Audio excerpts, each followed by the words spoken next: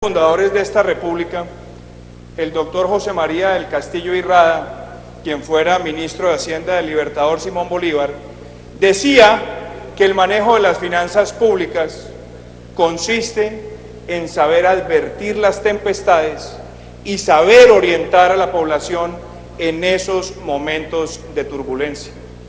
Por eso he denominado este debate En medio de la tormenta, y porque creo que desde el año 2014, cuando el Centro Democrático empezó a plantear en este recinto que se venían grandes turbulencias económicas, la actitud del gobierno fue, por un lado, minimizarlas y por otro lado, desorientar a la opinión pública del país. Es en ese sentido que creo que es importante ubicar en el plano de la realidad que Colombia viene en una rápida desaceleración económica. El país ha pasado de niveles de crecimiento del 4.5, ya se habla por el Banco de la República de crecimientos del 2.8 en este año, y ya hay voces que sostienen que el crecimiento puede estar por debajo del 2.5%. Esto está ocurriendo simultáneamente con dos fenómenos que son preocupantes para la estabilidad económica del país, senador Ángel Custodio Cabrera. Hay grandes presiones inflacionarias, y al mismo tiempo, en el último año, hemos visto ya una devaluación que supera el 60%. Por eso planteo un orden lógico para la conducción de este debate. Me quiero referir a algunos aspectos externos a la situación colombiana. Quiero también referirme a algunos aspectos relacionados con la petroleodependencia que fuimos asumiendo como país, el habernos bebido lo del mercado de la bonanza petrolera, el haber despertado de esa catarsis y esa euforia y el seguir llevando al país en unas ilusiones que no conducen a bien. En el entorno internacional, apreciados senadores, claro que hay fenómenos externos que nos afectan. Claro que desde el año 2000 los países emergentes fueron beneficiarios de unas circunstancias internacionales muy particulares. Vimos cómo 400 millones de personas en China migraban hacia centros urbanos y vimos un gran auge de las materias primas, que se explica por fenómenos muy claros. China hoy representa el 10% del consumo mundial del petróleo, cerca del 50% del consumo mundial de carbón, 47% del consumo mundial de cobre, 40% del consumo mundial de aluminio, y eso ha repercutido en una bonanza de materias primas. Pero para nadie es una sorpresa que China también venía en un proceso de desaceleración económica, que pasó de crecimientos del 12, del 10%, y ya estamos viendo crecimientos por debajo del 7%. Y el otro fenómeno externo que hemos vivido, apreciados senadores, tiene que ver con las circunstancias del petróleo, porque en los últimos 5 años, al mismo tiempo que se venía dando esa desaceleración china, Estados Unidos aumentó su producción de casi 5 millones de barriles a cerca de 10 millones de barriles. Y ese choque de oferta, en un momento donde se está desacelerando China, donde Europa no crece a las velocidades aspiracionales, donde los emergentes empiezan a decrecer, por supuesto, generó unos efectos en el precio internacional del petróleo. Pero esto tampoco ocurrió de la noche a la mañana. Estas circunstancias ya estaban siendo advertidas por analistas de mercados e inclusive en nuestro país, senador Horacio Serpa, el doctor Hernando José Gómez, exdirector de planeación de este gobierno, con un investigador reconocido que se llama Jonathan Malagón, hablaban el año pasado, a comienzos del año, de tener las precauciones porque el precio del petróleo podía llegar a $60 el barril. Por eso yo diría que el segundo tema a discutir acá en este debate es que llegamos nosotros a una petroleodependencia, ojo, senador Soto, sin ser un país petrolero. Y el señor ministro de Hacienda, el doctor Mauricio Cárdenas, en el diario La República en enero del 2015, le expresaba al país que en materia económica y fiscal no somos un país tan dependiente del petróleo. Yo me pregunto, senador Eber Bustamante, si un ministro podría decir eso, cuando en los últimos años habíamos visto que el sector petrolero ya estaba representando el 8% del PIB, que era un sector que estaba creciendo con muchísimo más dinamismo al ritmo de crecimiento de la economía colombiana, como se puede ver en las gráficas, y adicionalmente, señora ministra, veíamos que a partir del año 2010 para acá, ese sector pasó de representar el 37% de nuestras exportaciones a representar casi el 58% de las exportaciones. Entonces veníamos viendo una dependencia en el frente externo que también era minimizado por el gobierno. Y también, óigase bien, senador Barón, este sector llegó a representar 35% de la inversión extranjera directa y cerca del 40% del mercado de divisas. Por eso también sorprende que en octubre del 2014 en el diario El Espectador, el señor ministro de Hacienda diga que la caída de los precios del petróleo no iba a tener un impacto sustancial sobre las finanzas públicas. Y ahí podríamos también plantearnos si es responsable o si era una desorientación también a la opinión pública, porque como lo pueden apreciar en la gráfica, el sector ya representaba el 20% de los ingresos de la nación, 70% de los ingresos de capital del Estado, 85% de los recursos de las regalías. Y quiero, apreciados senadores, que miren muy bien esta gráfica que les estoy compartiendo, porque entre el año 2012 y el año 2014, este gobierno recibió 60 billones de pesos de los recursos petroleros que entraron por dos conceptos: los repartos de dividendos de Ecopetrol y también los recaudos tributarios en materia de renta y de CRE de ese sector. Quiero que tengan muy presente esos 3 años porque van a ver lo que ocurrió después.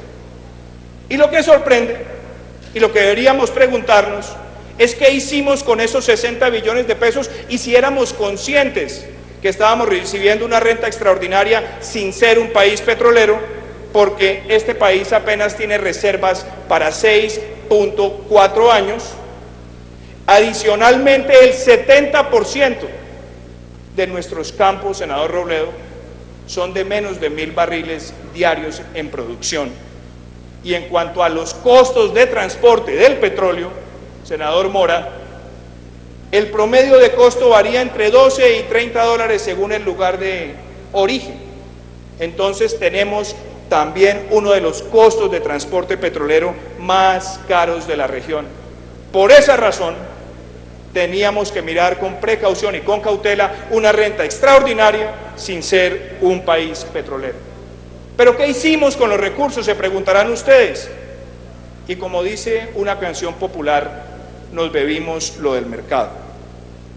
Miremos, en esos 3 años que les acabo de mostrar, en esos 3 años donde entraron los 60 billones de pesos, el presupuesto de la nación sin deuda creció al 11.4% en promedio, mientras la economía crecía al 4.8%, al 4.6%, es decir, el crecimiento de ese presupuesto era muy superior al crecimiento de la economía. Y en esos 3 años, donde se aumentó el recaudo, donde se aumentó el presupuesto, preguntémonos qué ocurrió con el gran objetivo nacional de la equidad, que lo podríamos medir con el coeficiente de Gini. En esos 3 años de los 60 billones de pesos, de la gran expansión del gasto, vimos que el coeficiente de Gini se mantuvo quieto. Y eso debería ser cuestionable desde el punto de vista de la calidad del gasto, o por lo menos hacer una reflexión profunda sobre la calidad del gasto. Y ojo, señores y señoras, en esos 3 años que les menciono de ingresos extraordinarios, hay un fenómeno extraordinario. ¿Cuál es ese fenómeno extraordinario? Que la nación nos dijo a través del ministro de Hacienda que se estaba cumpliendo la regla fiscal, pero resulta que a la misma regla fiscal le estábamos haciendo trampa. ¿Trampa a través de qué mecanismo? De la forma en la que nos repartíamos los dividendos de Ecopetrol. Y lo que ustedes ven en pantalla es el promedio de reparto de utilidades de las grandes petroleras públicas y privadas comparables con Ecopetrol.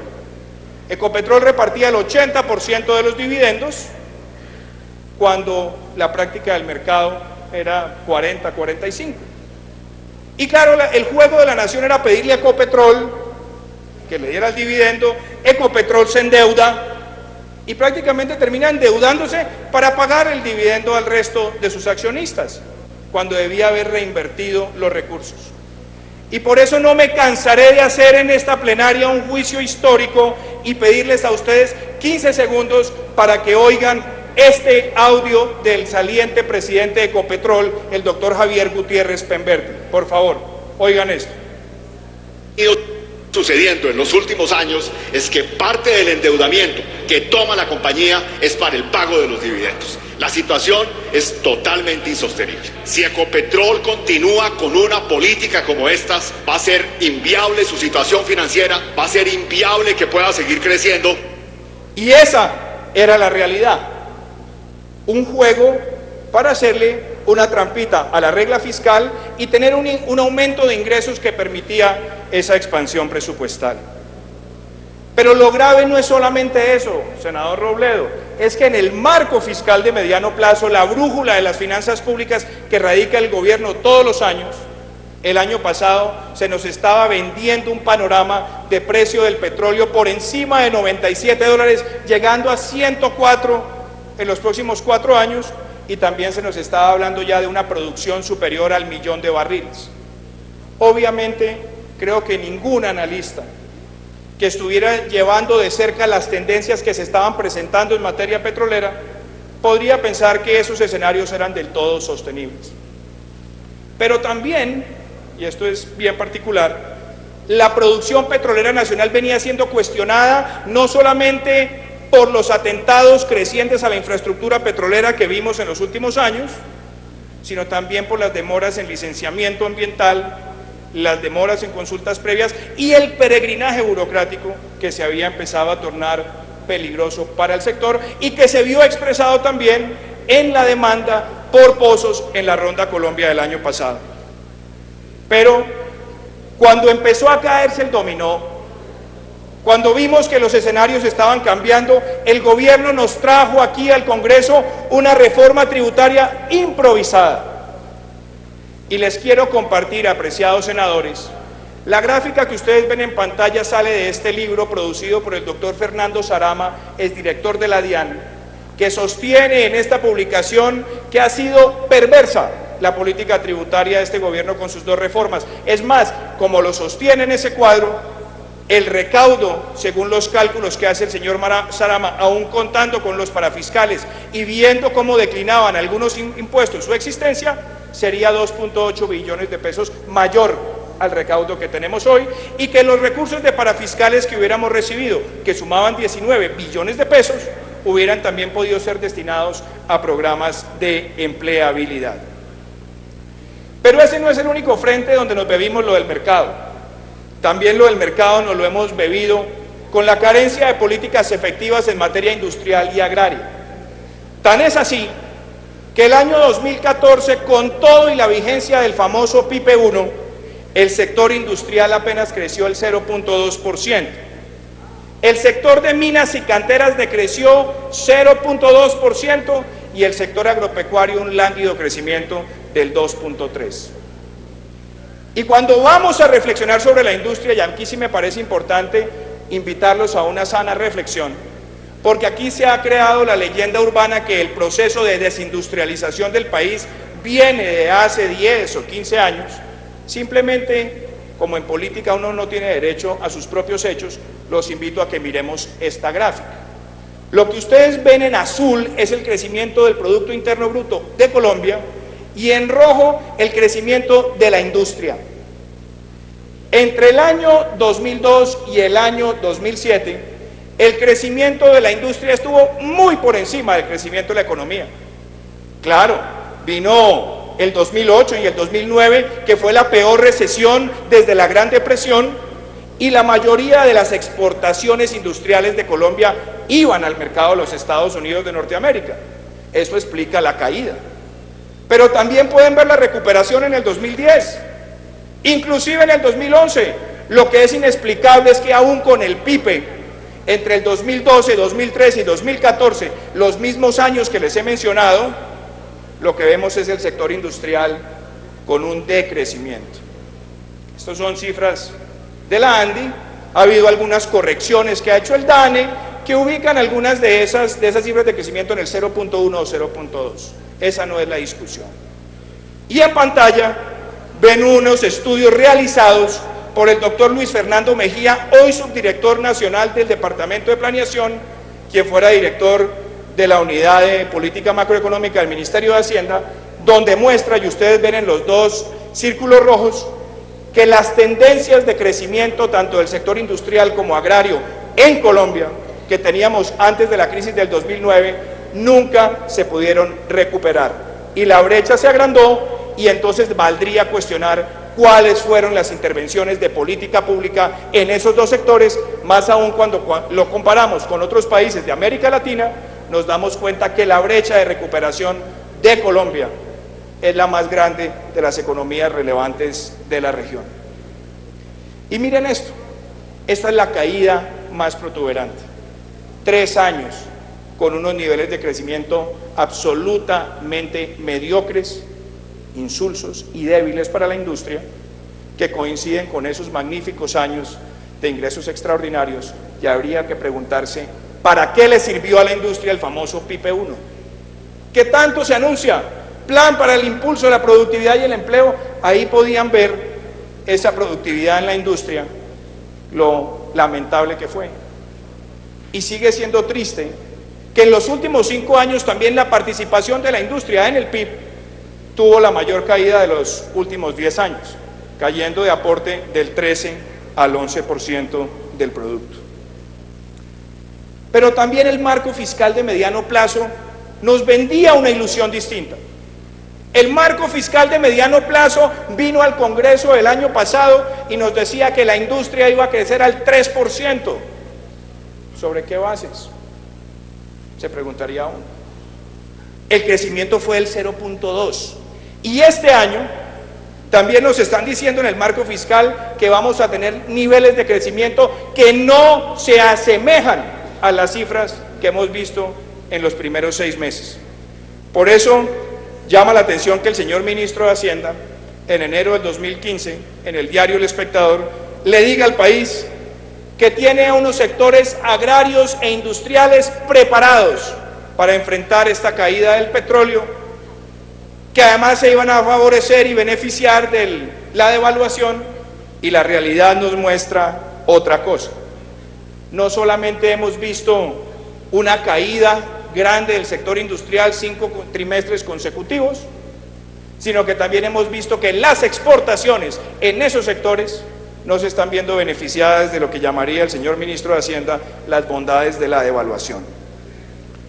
Después nos dijo también la señora ministra de Comercio en noviembre del 2014 que el problema del sector industrial es de innovación, no de protección. Y es curioso, porque uno pensaría que entonces el gobierno tiene una política pública decidida hacia el sector de la innovación. No, en los últimos 4 años hemos perdido 8 posiciones en el índice global de innovación, 8 posiciones. Los recursos que destina el Plan de Desarrollo a Transformación Productiva son apenas el 1.2% de los recursos del plan. Las exportaciones de valor agregado tecnológico se han venido reduciendo y son apenas el 10% de las exportaciones del país. Además, con ese espíritu proveniente de la petroleodependencia, hicimos una reforma de regalías que, cuando uno examina el desempeño del Fondo de Ciencia y Tecnología, que aparentemente tenía esa finalidad, su nivel de ejecución, senador Merec, es por debajo del 6%. Otra ilusión que le han vendido al país. Y la señora ministra también nos ha dicho en mayo del 2015 en una de sus columnas que el gobierno está decididamente motivado a apoyar a los empresarios para resolver sus problemas. Hay que pensar en algunos casos. Por ejemplo, en el sector de la industria farmacéutica nacional, que hoy va el gobierno y les pide que exporten porque la devaluación es esa bondad, para abrir una planta nueva, una industria farmacéutica ya constituida en el país, puede demorarse 18 meses para tenerla en la operación por todo el peregrinaje burocrático que debe adelantar ante el INVIMA, que va desde la autorización de buenas prácticas de manufactura, buenas prácticas de laboratorio, tener que registrar cada medicamento de una planta a otro, y así no hay sector industrial farmacéutico nacional que se beneficie de la devaluación y que pueda acceder a otros mercados. Pero ese no es solamente el problema, es que los costos de exportación en Colombia, y estas son las cifras que también maneja Analdex, nos reflejan que transportar prácticamente un contenedor en Colombia para llevarlo a los destinos de comercio puede estar costando $2.355. Y en materia de energía estamos teniendo 72% más pago por el kilovatio industrial de lo que tiene Perú, o 50% más de lo que tiene Estados Unidos, y hemos visto un sistema eléctrico que ha premiado mucho más la confiabilidad que la competitividad. No se trata de buscar alterar el régimen de tarifas, ni mucho más faltaba, pero se trata de entender que hay elementos de competitividad en los costos de energía que son graves para el sector industrial en el país y que requieren una intervención de política pública.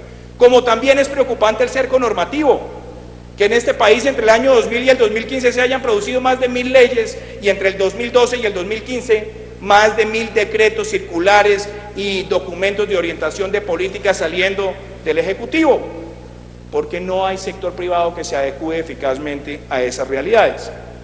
Y por eso el señor presidente de la República nos dijo a nosotros en agosto de este año, hace ya unas semanas, que un dólar fuerte iba a ser la bendición para el sector industrial y el sector agrario.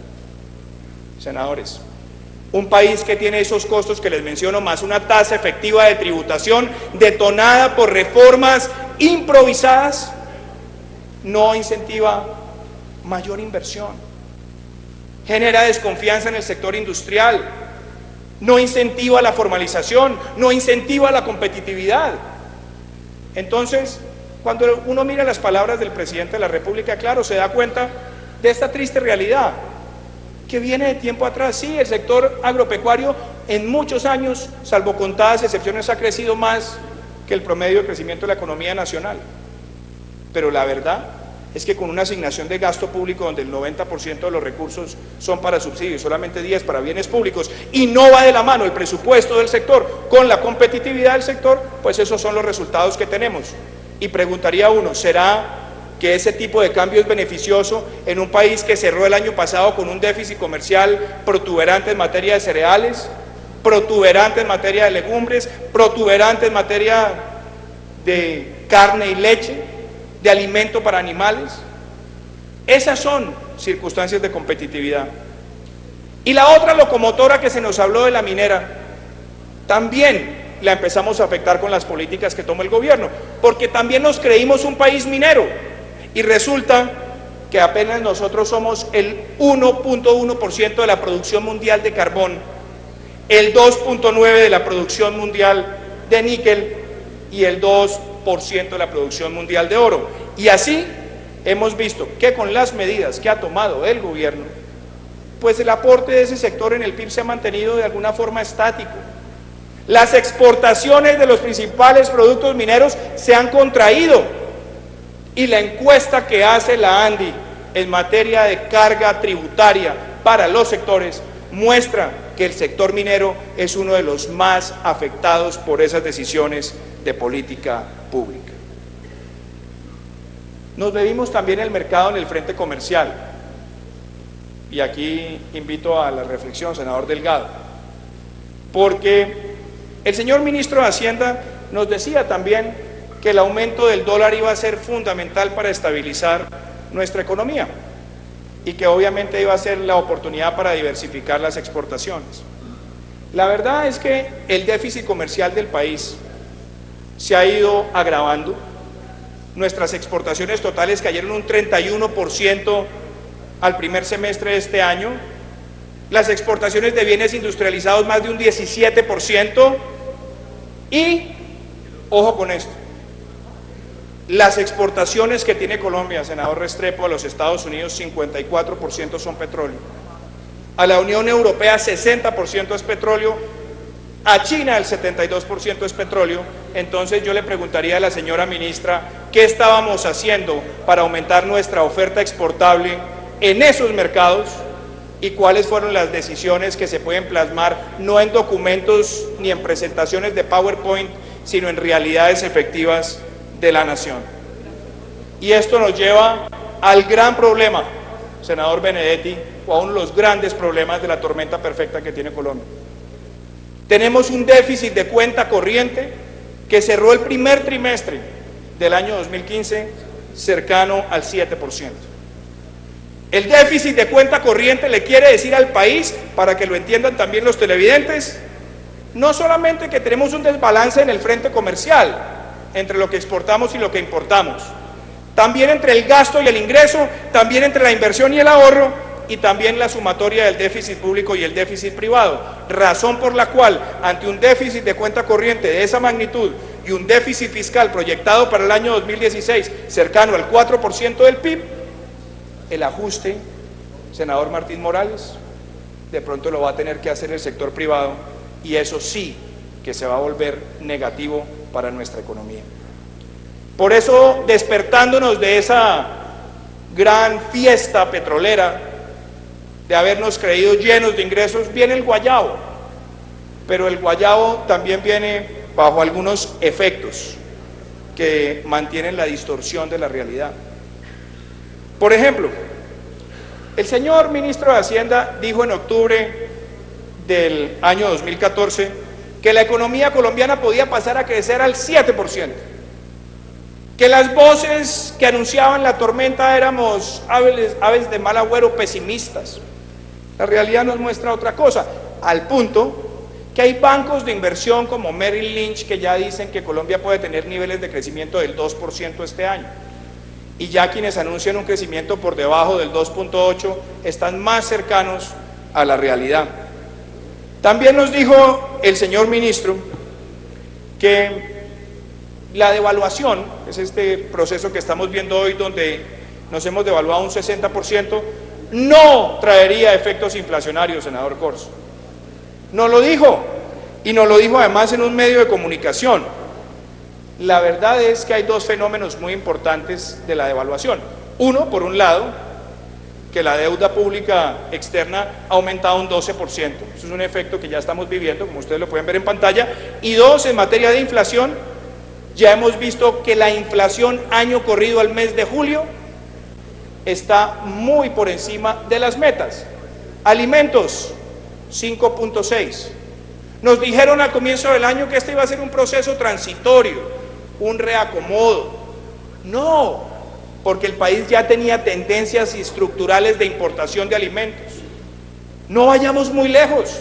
El sector avícola, senador Amin, que consume 4.5 millones de toneladas de maíz, importa la mayor cantidad del producto, y la producción nacional de maíz apenas llega a 1.5 millones de toneladas después de haber hecho un gran esfuerzo. Esa importación representa el 70% del costo de ese sector. En el sector de medicamentos, senador Galán, también. En el sector de medicamentos estamos viendo que muchos de esos productos que traen para atender a nuestros pacientes vienen del exterior, y ahí también se está presentando inflación. Entonces no podemos minimizar los efectos de esa situación, porque las presiones inflacionarias también están llevando al Banco de la República a un dilema. ¿Qué hace el banco? Senador Barón, mantiene las tasas mientras ve las presiones inflacionarias y los mercados empiezan a cuestionar si va a cumplir el compromiso de objetivo de inflación. ¿Las baja? Ya por lo menos ese debate, si las baja, no está en la mesa, porque sabemos los efectos adversos que hay. Pero subirlas, la pregunta es ¿cuál es el mejor momento para hacerlo para no frenar la economía? Y ese es un debate que también esperamos que el señor ministro de Hacienda nos lo conteste el día de hoy. Vulnerabilidades fiscales, esta también es bien interesante, porque en el marco fiscal del año pasado, el gobierno nos decía que el déficit entre el 2000 2014 y el 2015 iba a aumentar apenas un 5%, aumentó un 30%, senador Gerlain. Y si se compara con el 2016, senador Guerra, aumenta casi un 60%. Y por eso vamos a llegar el año entrante con un déficit fiscal cercano al 4%, y lo que uno debería también preguntarse es cómo se va a hacer ese ajuste y con qué instrumentos y en qué momento. Pero se nos dijo a nosotros también en octubre del 2014 por parte del señor ministro de Hacienda que la caída del precio del petróleo no iba a agravar esas vulnerabilidades fiscales. Y miren, el ejercicio de sensibilidad, senador José Obdulio Gaviria, de cuánto deja de recibir la nación por cada dólar que cae el precio del petróleo frente a la referencia del marco fiscal, para el marco fiscal del 2015 es de 569.000 millones de pesos, que no lo alcanza a compensar 10 pesos de devaluación, ni tampoco un aumento de la producción petrolera en 10.000 barriles. Es más, senadora Claudia López, si la producción cae en 10.000 barriles, también tenemos un efecto fiscal de ingresos que superan los 100.000 millones de pesos. Y a estas vulnerabilidades yo le agregaría una mayor. Claro, hay unas proyecciones de menor recaudo que se pueden dar por toda esta turbulencia, pero en 1928 en este Senado se oyó la voz de Alfonso López Pumarejo para cuestionar al entonces ministro de Hacienda, Esteban Jaramillo, de que el país estaba moviéndose hacia una especie de prosperidad al debe, que vendíamos una ilusión de gran infraestructura, grandes inversiones que estaban siendo sustentadas en un creciente nivel de endeudamiento. Y por eso el tema de las vigencias futuras no es menor, porque las vigencias futuras, que son un instrumento de política pública para permitir sacar algunas cuentas de las cuentas nacionales y permitir la inversión en proyectos estratégicos, también se está abusando de ellas y violando la regla fiscal. ¿Cómo se viola la regla fiscal a través de este mecanismo?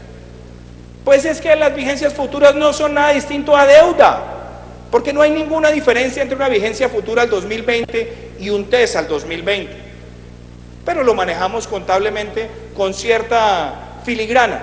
No obstante, apreciados senadores, entre el marco fiscal del 2013 y el marco fiscal del 2015 pasamos de 27 billones en vigencias futuras a 89 billones en vigencias futuras.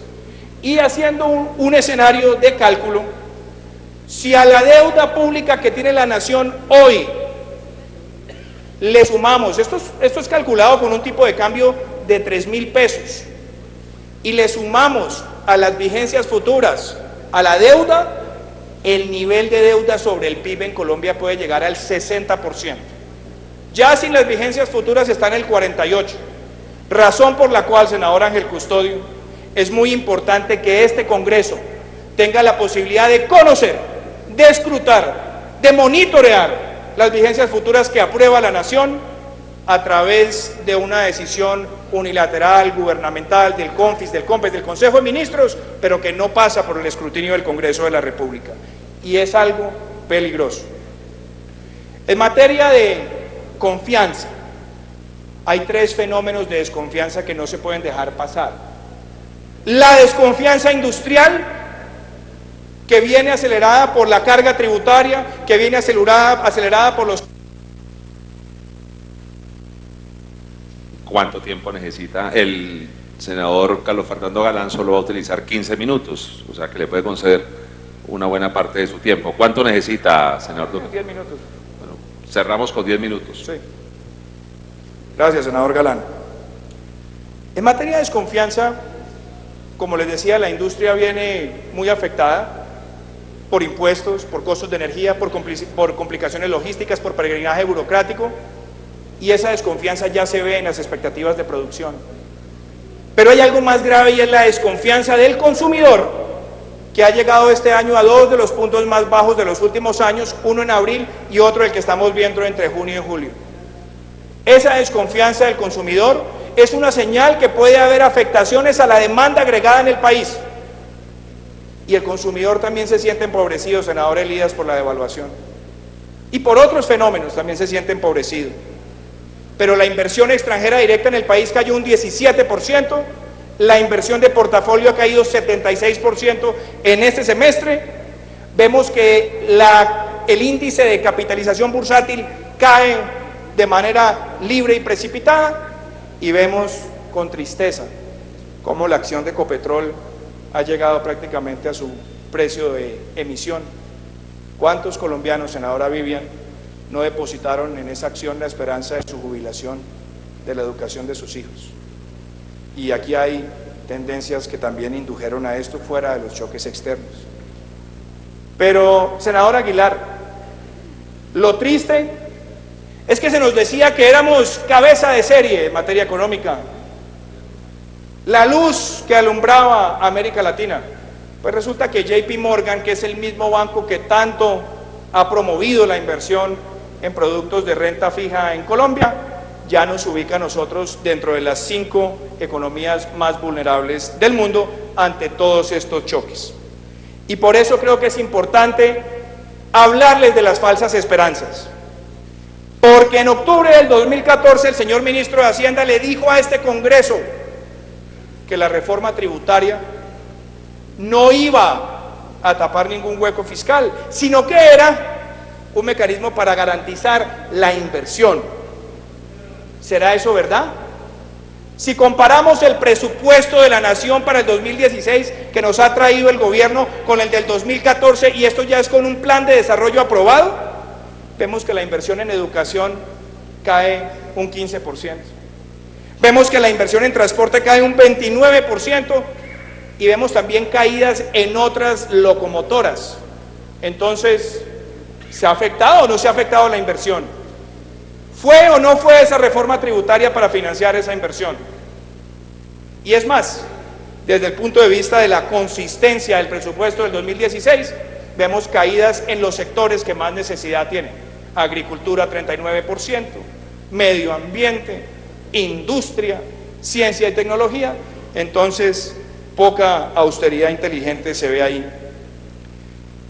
Las vigencias futuras, simplemente para notar la gravedad de ir perpetuando, senadora Daira, esa inflexibilidad en materia presupuestal de los 40 billones de pesos que tiene el presupuesto del 2016 en inversión. Ya más de 10 billones están comprometidos con vigencias futuras, y obviamente por efectos de toda la devaluación nuestro pago de intereses ha crecido un 17%.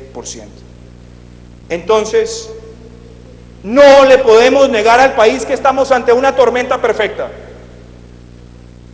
que se puede convertir en crisis si no actuamos, que se puede convertir en crisis si no tenemos la información completa para que este Congreso pueda operar y cumplir su mandato constitucional.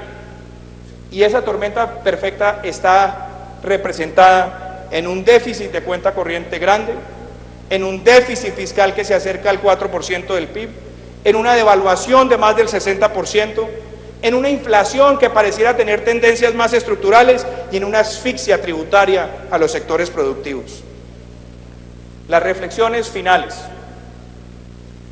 Es necesario que busquemos mecanismos para recuperar la confianza del consumidor, la confianza de la industria. Y la reforma tributaria estructural que tanto se anuncia debe ser un instrumento para que simplifiquemos el estatuto tributario, para que sea pro competitividad, pro inversión, pro ahorro, pro formalización. No hacerlo es un pecado muy grave. Y señor ministro, es importante que el Ministerio de Hacienda tenga un acto de contrición y oriente bien el debate y le traiga a este Congreso un marco fiscal de mediano plazo actualizado con la realidad. No puede seguir teniendo estos elementos distorsionantes. Necesitamos mejorar los mecanismos de escrutinio de las vigencias futuras. Nos urge, senador Gerlain, hablar de la calidad del gasto, porque, senador Ospina, el presupuesto de inversión de este año, el 62% reconocido por el gobierno, es para inversiones que no son económicamente productivas. ¿Podemos darnos ese lujo en materia de calidad del gasto? Señora ministra, queremos contribuir en la agenda industrial, en una agenda industrial que esté asincerada, que resuelva los cuellos de botella, que resuelva ese cerco normativo que enfrenta el sector privado, que resuelva también herramientas de competitividad. Doctor Rojas, para los sectores estratégicos hay que mejorar la velocidad de las devoluciones de impuestos en este país. Son mecanismos que pide a gritos el sector productivo. Necesitamos también mejorar la capacidad de tener deducciones a las importaciones de bienes de capital. Y no podemos seguir pensando que el sector minero-energético no necesita también instrumentos que permitan fortalecer su participación productiva y al mismo tiempo mejorar la capacidad de supervisión y asistencia en materia ambiental. Señores senadores, yo empecé esta intervención hablándoles de José María del Castillo Irrada. Esta turbulencia que les hablo, esta tempestad, es reconocida por los analistas más prestigiosos de este país y las instituciones más prestigiosas de este país. ANIF, hace 8 días, nos mostraba a nosotros algo grave y reconoce en este informe sobre enfriamiento económico que el país no tiene en este momento capacidad contracíclica suficiente para enfrentar esta tempestad con las condiciones de hoy. Razón por la cual vamos a tener que mirar muy bien y de manera muy inteligente cómo se hace ese ajuste.